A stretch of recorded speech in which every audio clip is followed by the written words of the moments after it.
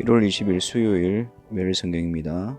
매일성경 본문은 누가복음 7장 18절부터 35절에 있는 말씀입니다. 본문을 읽겠습니다.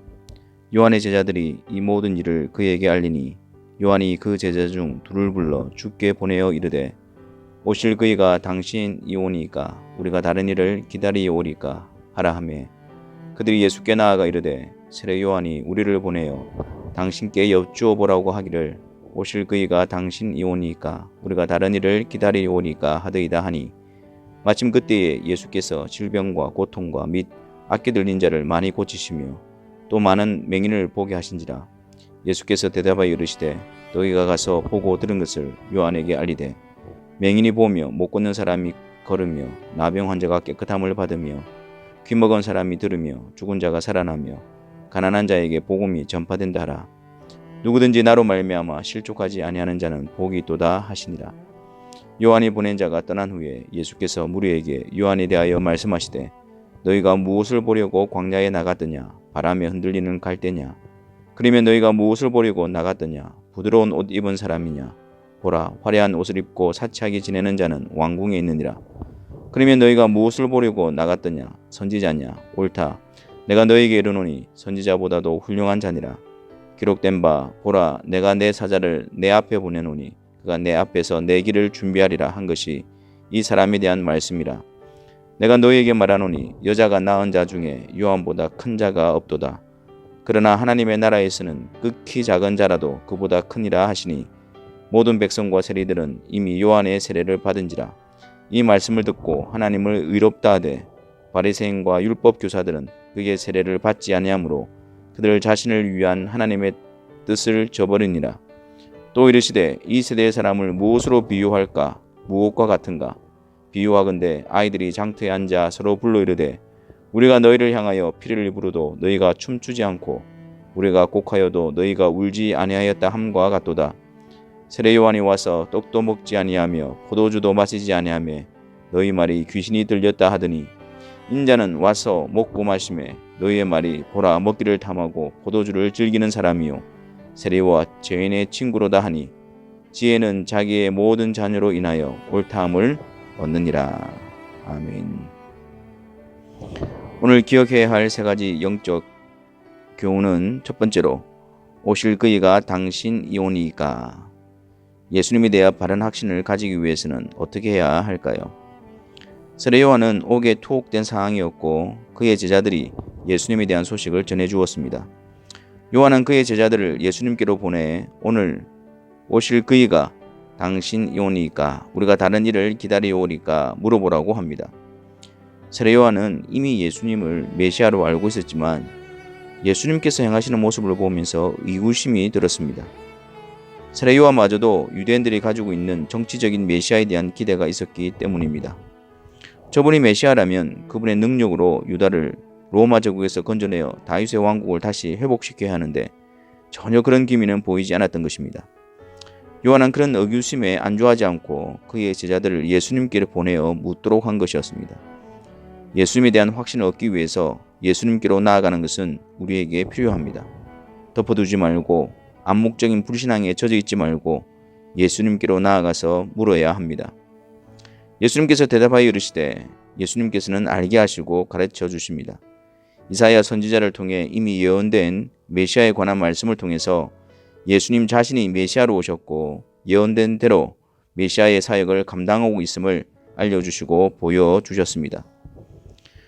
세례 요한의 의구심은 성경에서 예언된 메시아에 대한 분명한 확신이 없었기 때문입니다.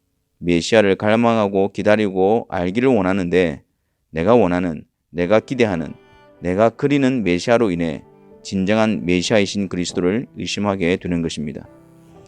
예수님은 세례 요한의 의구심을 말씀을 통해서 확신으로 바꿔 놓으셨습니다. 예수님에 대한 확신은 오직 성경을 통해서 얻게 됩니다. 자비로우신 예수님께서 말씀을 통해 우리에게 더욱 확신을 주실 것입니다. 이것이 우리 안에 있는 성령의 역사입니다. 두 번째, 이 세상에는 두 부류의 사람들이 있습니다. 중립은 없습니다.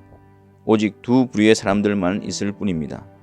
원래는 한 부류였는데 그 가운데서 은혜로 부르심을 받은 한 부류가 있습니다. 원래 죄로 인해 모두가 다 하나님과 단절되어 죄에 대한 심판과 형벌 아래 있게 되었습니다. 하지만 창세전에 그러한 자들 가운데서 구원하실 자들을 미리 그리스도 안에서 택하시고 하나님의 무한하신 지혜와 섭리와 권능으로서 그들을 그리스도께로 부르십니다. 하나님께서 택하신 자들을 부르실 때에 성령을 보내셔서 그 부르심에 순종하여 하나님의 뜻과 목적이 이루어지도록 하십니다. 모든 백성과 세리들은 이미 요한의 세례를 받은지라 이 말씀을 듣고 하나님을 의롭다 하되, 반면에 바리새인과 율법 교사들은 그의 세례를 받지 아니하므로 그들 자신을 위한 하나님의 뜻을 저버리니라. 이 두 부류는 하나님의 뜻을 받아들이고 저버리는 것으로서 구별되어집니다. 하나님의 뜻은 자신이 거룩하신 하나님 앞에서 죄인이라는 사실을 인정하고 하나님께서 그들을 거룩하게 하시기 위해서 보내신 주 예수 그리스도를 전적으로 의지하여 그분께 나아가도록 하는 것입니다. 그리스도 안에서 의롭다 하시고 거룩하게 하시고 영화롭게 하시는 것입니다. 주께서 우리의 죄악을 드러내실 때, 우리가 죄인이라는 사실을 알게 하실 때 우는 자들이 되기를 바랍니다. 애통히 여기며 가슴을 치며 우리의 죄를 자백하고 하나님 앞에서 죄인임을 인정하며 엎드리는 은혜가 있기를 바랍니다. 주께서 우리를 향하여 피리를 부실 때, 즉 그리스도의 공로로 우리의 죄를 사하시고 우리를 하나님의 백성, 자녀로 삼아주셨음을 선포하실 때 기쁨과 감사함이 넘치기를 바랍니다. 복음이 우리에게 들려질 때 우리의 죄에 대해서 슬퍼하고 우리의 구주 되신 그리스도인에 기뻐하며 주님을 따라가는 그 길이 생명의 길임을 알고 더욱 주를 따르는 자들이 되기를 바랍니다. 셋째로, 지혜는 자기의 모든 자녀로 인하여 옳다함을 얻느니라. 여기서 지혜는 예수 그리스도를 의미하고 자기의 모든 자녀는 예수님께 속한 자들이며 예수님을 따르는 자들입니다. 그들을 통해서 예수님의 의로움이 입증된다고 합니다. 우리가 하나님 앞에서 의롭다고 인정받을 수 있는 이유는 오직 예수 그리스도께서 이루신 의가 하나님의 공의에 만족해 되기 때문입니다. 우리를 대신해서 우리를 위한 의와 속죄가 완전하기 때문에 그의 자녀들이 의롭게 되는 것입니다. 우리를 의롭다 하심은 그분이 우리를 대신해서 이루시고 우리에게 전가시켜 주신 그분의 의가 완전하기 때문입니다. 예수 그리스도는 우리의 구속함과 의로움과 거룩함이 되십니다. 예수 그리스도의 공로는 완전하여 다른 것이 필요 없습니다. 단번에 들이심으로 우리에게 영원한 효력을 나타내십니다. 그로 말미암아 우리 주 예수 그리스도께서 의로우신 분이심을 드러내는 것입니다. 오직 예수 그리스도. 기도하겠습니다. 사랑의 주님, 우리의 심령 가운데에